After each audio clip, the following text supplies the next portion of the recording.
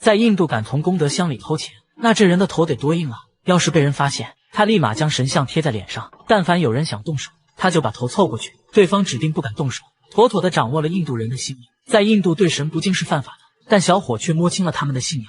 随便找块石头，在上面涂上红色颜料，前边丢几个硬币，一个神明就此诞生。路过的人纷纷驻足祷告，甚至还排起了长队。不但有人行大礼，就连地上的钱也逐渐增多。要知道，利用宗教骗钱，在印度早已稀松平常，哪怕这个外星人来到这，也要被骗得只剩裤衩子。铁柱来自遥远的盲河星球，他本是来地球搞研究的，谁知刚下飞船就撞上个打劫的。老头找准机会，一把拽走铁柱脖子上的项链，然后爬上火车逃了。这下完了，项链可是飞船的钥匙，要是丢了铁柱就回不去了。无奈他只能留在地球寻找钥匙。在他们的星球，每个人都是赤条条的。他发现街上的人都穿着衣服，于是顺手从摇摇车里拿走几件衣服，